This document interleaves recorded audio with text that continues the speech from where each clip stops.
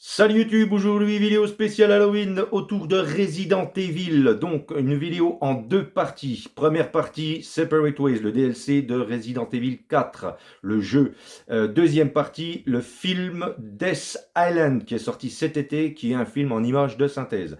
Donc, je vous mettrai bien entendu les timings dans les commentaires pour que vous puissiez vous repérer, parlons. Et sinon, si vous êtes observateur, vous avez vu que la vignette est bleue et rouge. Une partie Separate Ways et une partie Death Island. Je ne l'ai pas fait exprès à l'époque, mais je m'en suis aperçu au moment d'enregistrer ce prélude que en fait, si vous voulez, j'étais en Marcel rouge pour Separate Ways et j'étais en Marcel bleu pour donc Death Island. Donc si vous voulez aller un peu plus vite sans forcément regarder le timing, vous pouvez vous repérer au Marcel que je portais. Voilà, voilà. Bon, écoutez, moi je vous souhaite une bonne vidéo spéciale Halloween. Les pouces en l'air si ça vous plaît, n'hésitez pas à vous abonner aussi. Et puis moi je vous souhaite un bon Halloween et une bonne vidéo. Salut! Salut YouTube, aujourd'hui je vous parle de Separate Ways, le DLC de Resident Evil 4 Remake. Donc un DLC, pour ceux qui ne connaîtraient pas, c'est un contenu additionnel pour un jeu vidéo. Donc on a trois types de contenus additionnels. On va dire des costumes, des armes et un scénario supplémentaire. Et là, donc ça va être de ce type-là que va être ce DLC, c'est un scénario supplémentaire. Resident Evil 4, à la base, c'est un jeu qui est sorti en 2005, qui commençait un peu à vieillir, qui est toujours aussi joli, si vous voulez, mais qui commençait un peu à vieillir au niveau de son gameplay, donc la façon de jouer, si vous voulez. Et donc, on est un peu comme dans le cinéma, on fait des remakes maintenant aussi, souvent dans le jeu vidéo. Et donc, là, ça tombe sur Resident Evil 4 Remake. Le jeu de base, ça nous parlait de qui? De Léon, un personnage qu'on avait eu l'occasion de voir déjà dans Resident Evil 2. À l'époque, il était jeune policier, il débutait même, c'était sa première journée, et il se retrouvait dans une ville infestée de zombies. Là, il a bien évolué, et il est devenu agent du gouvernement, même un proche du président des États-Unis. Et donc, le président va lui confier une mission, aller chercher sa fille en Espagne. Elle a été enlevée par une bande d'illuminés. Et donc, il va aller enquêter. Donc, dans le jeu d'origine, on y joue Léon, enfin d'origine, de base, hein, on y joue Léon. Il va amener sa petite enquête qui va l'amener au tout début du jeu dans un village et il va s'apercevoir que les gens ne sont pas vraiment illuminés, ils sont plutôt irradiés, enfin irradiés, je me comprends. C'est-à-dire qu'en fait, il y a eu des expériences de fait sur eux et ce n'est plus vraiment des humains. Donc, l'urgence de récupérer la fille du président se veut encore plus grande. Et donc c'est toute une histoire, je vais pas m'étaler là-dessus, puisque ce qui nous intéresse aujourd'hui, c'est le DLC Separate Ways, qui va nous mettre en scène donc Ada, qui est un autre personnage qu'on avait vu aussi dans Resident Evil 2, qui avait déjà eu l'occasion de croiser la route de Léon, et qui, elle, est une sorte de mercenaire à qui on a demandé de venir chercher un échantillon d'une chose qu'on appelle l'ambre. Donc, on va la voir, si vous voulez, dans le jeu de base, dans le remake, on la voit déjà évoluer un petit peu par moment. Elle croise la route de Léon, et puis ils ont l'occasion de se parler au Talkie-Walkie ou d'autres choses. Et là, si vous voulez, quand elle va lui parler au Talkie-Walkie, on ne savait pas trop où elle était. Et bien là, on va savoir où elle est. Et donc, on va avoir une histoire avec un autre point de vue. Des fois, elle lui donne des indices sur des choses dans le jeu de base. Et bien là, on va voir pourquoi elle lui donne des indices sur ces choses-là. Voilà. Donc, un complément d'histoire assez sympathique, mais qui se veut vraiment être une histoire à part entière et qui raconte vraiment quelque chose de supplémentaire. Donc, par Ada, excusez-moi, ça me gratouille, par Ada, et qui n'est pas voilà, qui n'est pas une simple, comme à l'époque, il y avait déjà eu un Separate Ways à l'époque, en 2005 sur l'ancien jeu, qui n'apportait absolument rien, qui avait des incohérences scénaristiques incroyables, et puis on repassait tout le temps au même endroit, que Léon, au final, alors si lui passait comme ça, des fois elle passait comme ça. Bon, c'était juste pour dire que, voilà. Là, effectivement, il y a eu quand même du travail de fait. Pourquoi? Parce qu'il y a eu, si vous voulez, je trouve qu'il y a eu en fait, si vous voulez, il y a, allez, 85 à 90% des endroits qu'on va visiter qui ne sont pas des choses qu'on a vues dans le jeu. Donc là, c'est quand même plutôt intéressant. C'est des nouveaux endroits, des nouveaux lieux, c'est vraiment sympa. Du coup, on n'a pas l'impression de voyager dans les mêmes endroits et puis du déjà vu, si vous voulez. Donc ça c'est appréciable. Ada est un personnage aussi qui est assez souple, qui virevolte, qui peut faire des acrobaties, tout un tas de trucs en temps normal, à contrario de Léon, qui lui est plutôt terre à terre posé, quoi, si vous voulez. Il est vraiment, voilà, c'est pas le genre à faire des saltos, des trucs comme ça. Et du coup, elle a un grappin. Et ce grappin, elle a toujours tendance à l'avoir dans les autres jeux, mais là, il va nous servir dans le gameplay. Dans le gameplay, on va pouvoir s'accrocher à différents endroits pour essayer d'éviter certaines créatures. Donc ça, c'est appréciable. On va pouvoir, avec ce grappin, tirer sur certains ennemis qui ont des boucliers pour leur retirer leurs boucliers, donc enlever leur protection pour pouvoir les dégommer. Il va y avoir des tas de choses qu'on va pouvoir faire avec ce grappin qui sont plutôt appréciables et qui vont rajouter un truc supplémentaire au gameplay.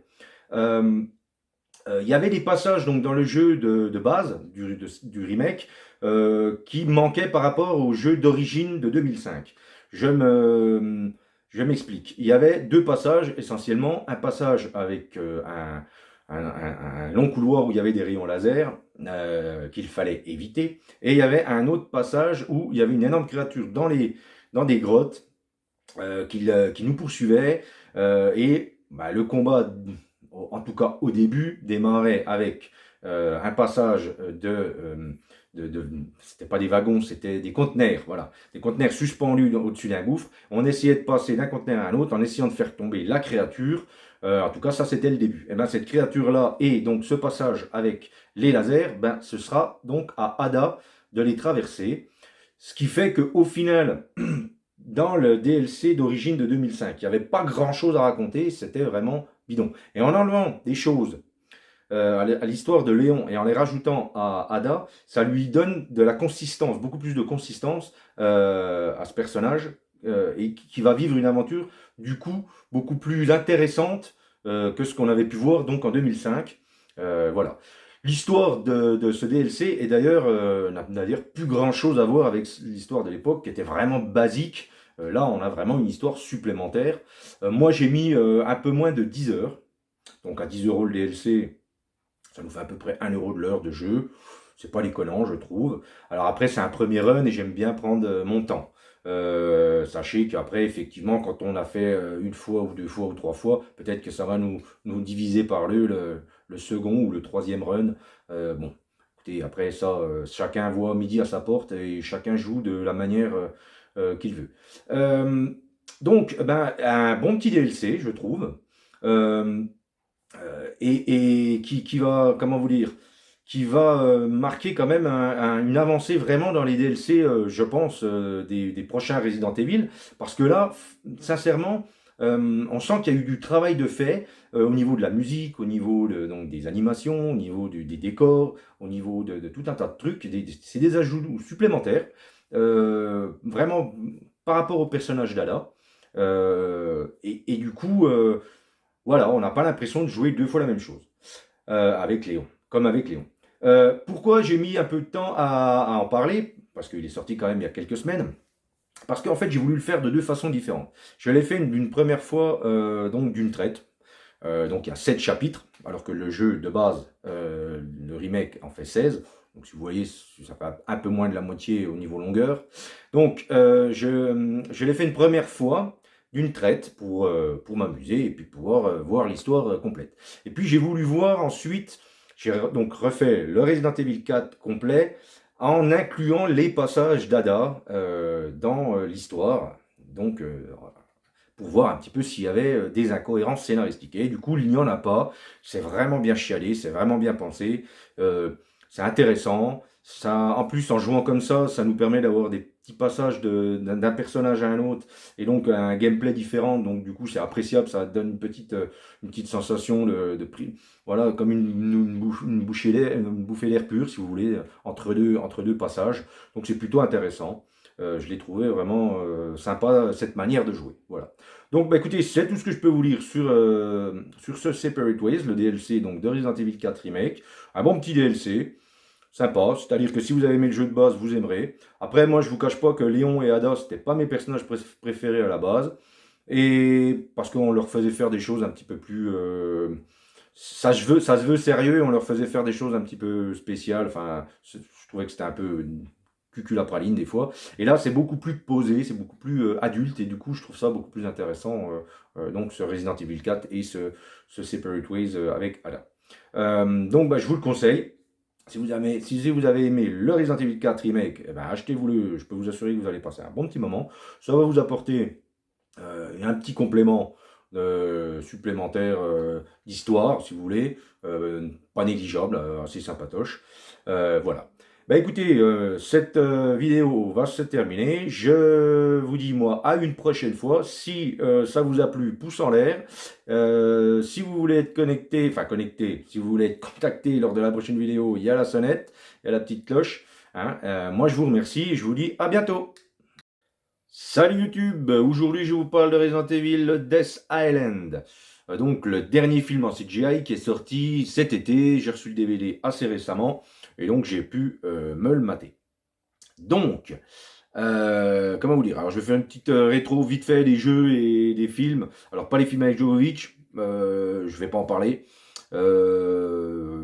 Je vais même pas parler de l'histoire de tous les Resident Evil. Hein. Je vais simplement les resituer chronologiquement pour que vous puissiez un petit peu savoir où se situe ce Death Island, effectivement.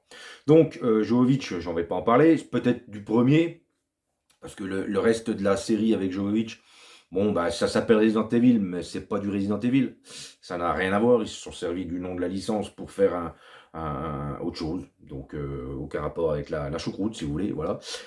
Donc, dans les jeux, il y a.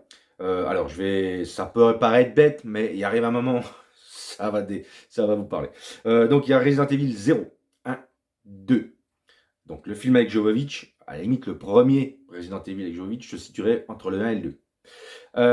Puis il y a Resident Evil 3, Veronica, Code Veronica. Et ensuite il y a Resident Evil 4. Et c'est là que ça va un petit peu aller avec les films. Donc ensuite, après Resident Evil 4, donc il y a une autre série de jeux qui s'appelle Resident Evil Révélation, qui est du même acabit. Ils ont simplement voulu donner un nouveau nom à un produit qui, eux, appellent produit dérivé, mais en fait, ça s'inclut parfaitement dans l'histoire. Bon, alors du coup, ils auraient pu appeler ça Resident Evil 4 et demi. Hein.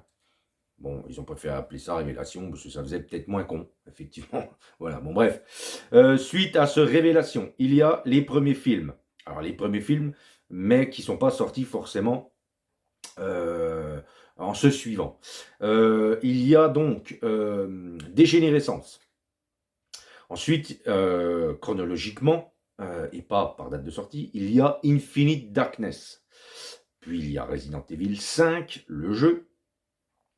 Il y a donc ensuite Révélation 2, le jeu toujours. Il y a Resident Evil Damnation, donc le troisième film en image de synthèse. Puis il y a Resident Evil 6. Puis il y a Resident Evil Vendetta. Et vient se placer ensuite donc le Death Island, qui se situe donc chronologiquement avant le 7 et avant le 8, qui sont sortis récemment et qui ont pris un petit peu une autre direction que les Resident Evil précédemment cités, où effectivement on voit à chaque fois des personnages, alors au départ on ne les connaît pas, puis à mesure on revoit des personnages qui reviennent et qui sont à tour de rôle les personnages principaux de chacun de ces jeux. Voilà. Donc, Death Island, ça nous parle de quoi? Alcatraz est infecté par le virus T. Et donc, du coup, les visiteurs qui s'y trouvent vont se transformer en zombies. Là, contrairement à d'autres jeux ou ou précédents films, si vous voulez, là, ils vont regrouper quand même une grosse équipe de personnages principaux. À savoir Chris Redfield, sa sœur Claire, Léon Kennedy, Jill Valentine et donc Rebecca Chambers, qui était la petite débutante dans les tout premiers, et puis qui est devenue, qui était infirmière, oui, elle était secouriste, et puis elle est devenue une grande chercheuse donc dans les virus. Et ils se retrouvent tous donc à enquêter sur des choses différentes au début, et ils se retrouvent tous finalement à aller sur Alcatraz et à enquêter, et donc voilà. Ceux qui ont vu les autres films précédents, à savoir donc Dégénérescence, Infinite Darkness, Damnation, Vendetta, eh ben, ils savent que les films, si vous voulez, voilà, on regarde plutôt vers le passé. Pourquoi? Parce que de Resident Evil 0 à Resident Evil Code Veronica, c'était surtout axé sur des zombies, et puis après c'était des petites créatures, mais c'était des expériences scientifiques. Après ça, on est passé sur des parasites, qui affectait plutôt les gens. Puis ça a évolué ça jusqu'à 5, 6. Et puis maintenant, on en est arrivé à, avec le 6 et le 7, à plutôt des spores, des champignons un petit peu spéciaux qui infectent les gens. Et bon, voilà. Donc c'est un petit peu tout le temps sur des créneaux différents.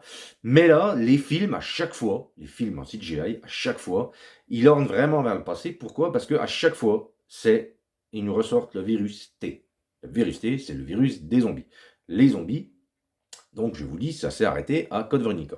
Donc 0, 1, 2, 3, Code Veronica, et plus de zombies. À partir du 4, c'était déjà des parasites. Et puis, donc, le premier Dégénérescence est censé se passer donc après le 4, et déjà là, on nous répond du zombie.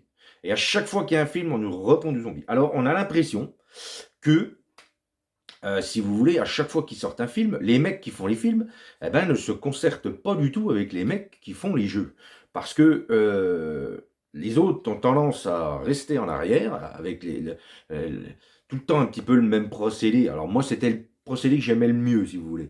Voilà, vous arriviez à un endroit, il y avait les zombies, parce qu'il y avait eu une fuite d'un produit ou quoi que ce soit, et puis j'aimais bien, moi, l'aspect zombie. L'aspect un peu des créatures parasitaires qui sont un petit peu plus virulentes. Ça me fait penser un peu aux nouveaux films de zombies où les zombies courent et tout ça. Ça m'intéresse déjà beaucoup moins. Bon, chacun y voit ce qu'il veut y voir, mais moi, ça m'intéresse moins. Je préfère les zombies qui vont lentement. Voilà. Et au final, ça dénote un peu parce que finalement, ça fait le 5e film qui sort, donc 5e film que je vois, et j'ai l'impression de voir, entre guillemets, tout le temps le même film. Pourquoi? Parce que c'est tout le temps le même procédé. Ça débute. On nous montre le personnage principal, donc qu'on n'a jamais vu par le passé, dans aucun autre jeu ou dans aucun autre film. Et on sait que ce mec-là, c'est celui qui va commettre l'attentat, ou qui va être le méchant de l'histoire, et qui va être amené à se transformer à la fin en une immense créature, qui va être donc le boss de fin. Enfin, en tout cas, on appellerait ça un boss de fin dans un jeu vidéo. Ensuite, on a une attaque toujours de zombies.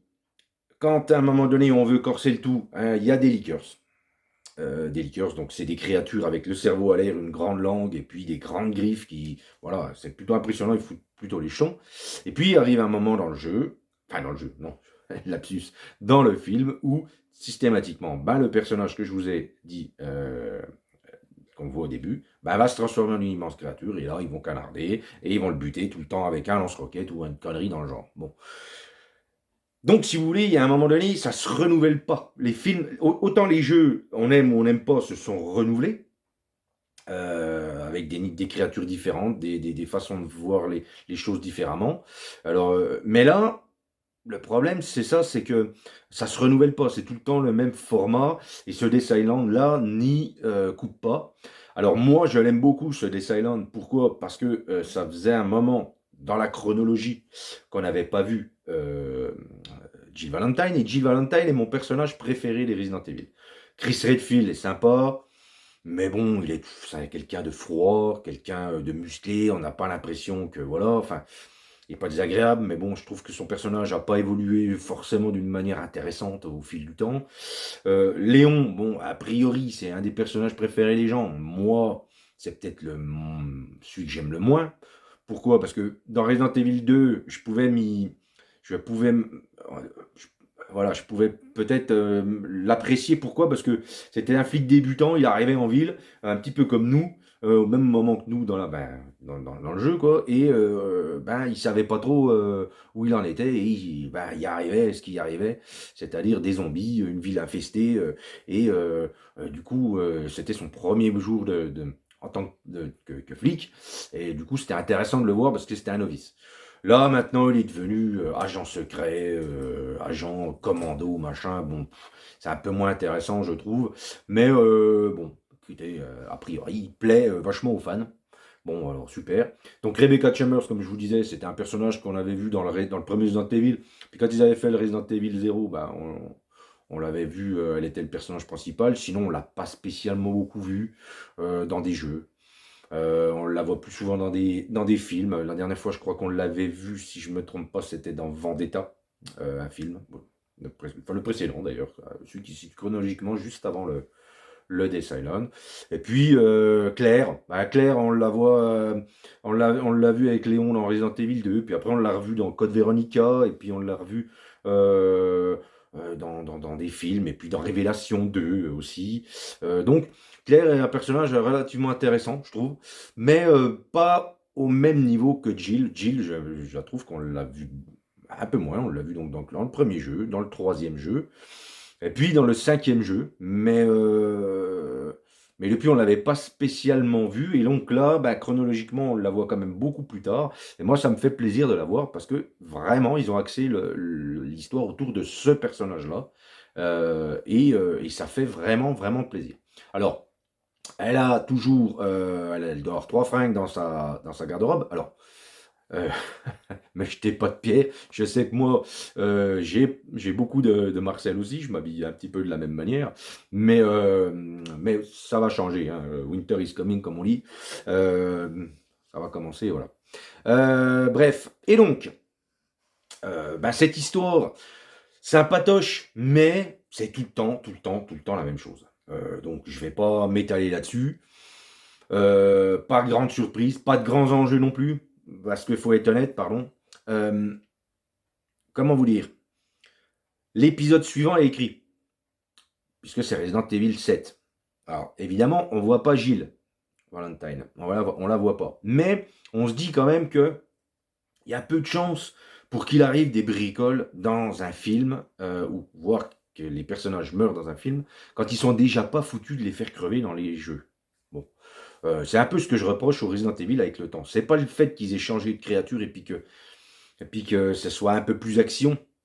Ce que je reproche, c'est effectivement ils n'arrivent pas à faire crever leur personnage. Ça serait tellement plus flippant de se dire qu'un personnage principal qu'on connaît depuis des décennies peut mourir, qu'au final, ça rabattrait les cartes et ce serait bien.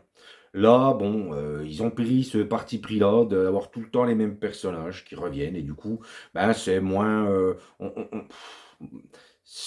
Même dans les jeux, si vous voulez, les jeux sont sympas, on avance, mais c'est plus comme ça fait plus action, on avance, on shoot, et voilà. Et quand on crève, c'est qu'on n'a pas beaucoup de vie, ou pas beaucoup de balles, mais finalement, le personnage crève pas, quoi. Enfin, on crève parce que c'est un game over, comme on dit, quoi. Mais sinon, dans l'histoire, dans le scénario, que ce soit dans les films ou dans les jeux, personne ne meurt jamais. Ou alors, quand quelqu'un meurt, c'est un personnage qu'on vient te mettre là pour qu'il meure.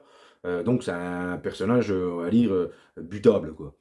C'est un truc qui est censé te rendre triste, mais en fait, ce personnage-là, tu ne connais pas que c'est en as à foutre. Tu vois, bon. Donc, hein, j'ai un truc, bon, bref.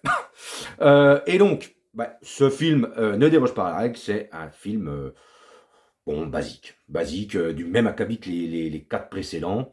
Peut-être un peu plus rythmé, peut-être un peu plus intéressant. Moi, je trouvais que donc le précédent, chronologiquement, c'est Damnation, mais le précédent qui était sorti donc avant Death Island, donc techniquement, hein, qui était sorti juste avant, c'était Infinite Darkness. Et Infinite Darkness, excusez-moi, ça se tire une balle dans la gueule. C'est même pas la peine. C'est chiant à mourir, il se passe vraiment que dalle. Là, dans ce Death Island-là, dans ce Death Island, il se passe quand même des choses. Mais de par le fait qu'il n'y a pas d'enjeu, et puis de par le fait que c'est tout le temps le même procédé, on se fait un peu chier quand même. Bon. Voilà. Techniquement, c'est plutôt joli, c'est même carrément super joli. En tout cas, tout ce qui est décor, décorum. Le problème, là, et ça se voit vraiment, et ça se voyait pas forcément dans les précédents, c'est les personnages. En fait, les personnages, tu as l'impression que c'est pas la même technique qui est utilisée pour les personnages que pour les décors.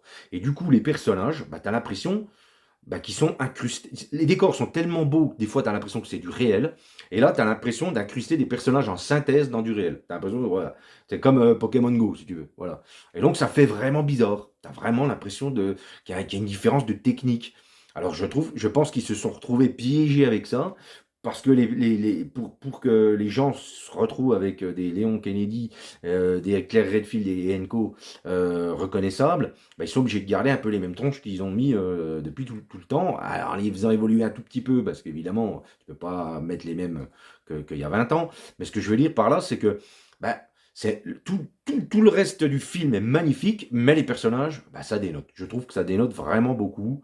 Ça ressort, ça fait ressortir les personnages. Tu as l'impression que c'est une technique plus ancienne pour les personnages que pour les décors, et du coup, c'est un peu bizarre. Bon, c'est comme ça.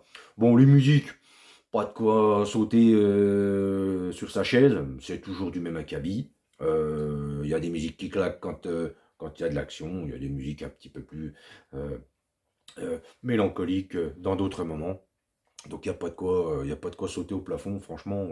Il y a pas, voilà, il y en a pas une qui est ressortie du lot et qui m'a fait me dire ah ben là, franchement, ils ont vraiment fait un beau travail de musique. Les musiques font le taf, c'est pas extraordinaire, voilà. Est-ce que ça fait peur? Ça fait pas peur. Non, Resident Evil, clairement, ça fait plus peur depuis un moment. La dernière fois que j'ai eu peur dans un Resident Evil, c'était pour Resident Evil 3 quand il y avait le Nemesis. Et depuis, bon, tu fais un petit peu dans ton froc quand il te reste plus beaucoup de vie, plus beaucoup de balles, et puis que tu as un ennemi qui te colle au basque. Mais franchement, une créature qui te fait vraiment flipper, ça fait un moment que non. Et puis, donc le problème que j'ai évoqué encore plus haut, c'est que qu'est-ce que tu veux avoir peur, sachant que les personnages ne vont pas mourir. Ils vont pas mourir, ils ne font pas mourir dans les jeux, ils veulent pas les faire mourir. Donc il n'y a aucun enjeu. Tu sais que le personnage, quand il va se faire attaquer, soit il va retourner un coup de savate dans la gueule de quelqu'un, soit il va mettre une balle, soit il va faire un mouvement un petit peu à la ninja, et puis c'est tout. Donc c'est devenu moins intéressant, je trouve, avec le temps. Et puis les films, oui, commencent à dater parce que même si ce dernier-là est vraiment joli, voilà. Mais ça commence à dater au niveau de la narration. C'est tout le temps, tout le temps, tout le temps pareil. Zombies, lickers, grosse créature à la fin. Voilà. Donc, t'en as vu un, t'as tout vu au final. Alors, ça fait avancer un peu le schmilblick, ça fait avancer un peu l'histoire des personnages, ça leur fait faire des missions supplémentaires. Mais clairement, si tu veux faire que les jeux et pas te taper aucun film, bah ça marche, franchement. Franchement. Autant pour Révélation 1 et 2, ça t'apprend des choses supplémentaires par rapport à l'intrigue principale des jeux, on va dire, qui sont numérotés. Parce que ça, c'est la série de base, c'est les jeux numérotés. Donc ceux-là sont vraiment canons. Les autres, t'es pas obligé de les faire. Mais autant Révélation 1 et Révélation 2 apportent des choses supplémentaires, des choses qui sont pas vitales, mais c'est quand même des choses intéressantes. Là, dans les jeux, dans les films, pardon, il se passe rien qui puisse être mis en avant par rapport au jeu et de dire ah mince, j'ai loupé ça ou dans les jeux, oui, effectivement, il y a ça ou ça.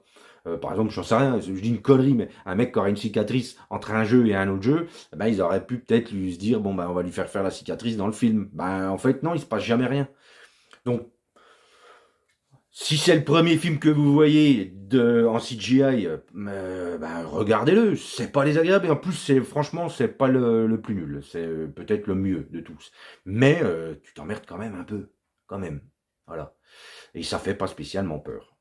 Donc,